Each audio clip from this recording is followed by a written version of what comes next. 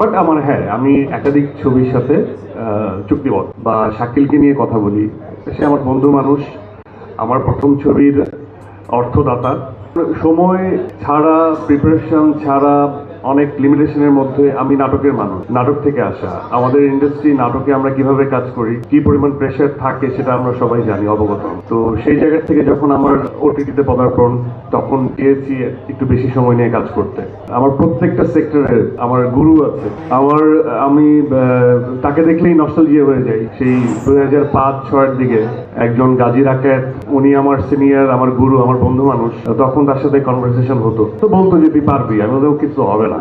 কিন্তু ওই যে একটা ওই যে আমি বলি সবসময় যে মডেলদের দ্বারা অভিনয় হয় না, এই লাইনটা এবং তার সাথে আমার দীর্ঘ আলাপচারিতা, যে আমি ডিফারেন্ট ক্যারেক্টার পোর্ট্রে করতে চাই, তার উৎসাহ, সবকিছু মিলে যে হয়তো বা কোনো একটা জায়গায় কিছু একটা হয়ে যায়। যেখান থেকেই আসি না কেন, সবসময় অস্থির হওয়া চলে না, কিছু কিছু জায়গায় স্থিরতা নিয়ে আসা উচিত।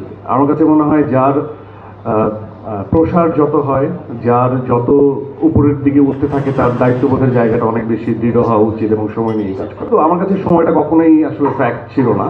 আর যদি হয় চুক্তিবদ্ধ হওয়া সিনেমার কথা বলি, সেটা হচ্ছে যে এই দাগের সাথে আমার সম্পৃক্ততা বা একাধিক ছবির সাথে আমার সম্পৃক্ততা বা যেটাকে বলে কন্ট্রাক্ট সাইন করে ফেলা, সেটা একাধিক ছবির সাথে অনেক হয়ে গেছে। কিন্তু আমি একটু টেকনিক্যালি কন্ট্রাক্টটা সাইন করি, সেটা হচ্ছে যে টাইম লিমিট না দিয়ে, যে এটা এই সময়ের ছবি, যাতে এটা একটা চুরি আর কি, যাতে সময়টা বেশি নেওয়া যায়। বাট আমার হ্যাঁ আমি একাধিক ছবির সাথে চুক্তিবদ্ধ এখন পর্যন্ত আছি।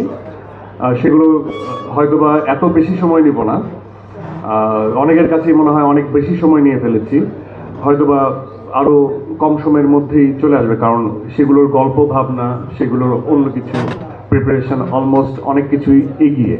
আর দাগি প্রসঙ্গে বলতে গেলে, যদি আমি SBF আলফাই নিয়ে কথা বলি বা শাকিলকে নিয়ে কথা বলি, সে আমার বন্ধু মানুষ, আমার প্রথম ছবির অর্থদাতা।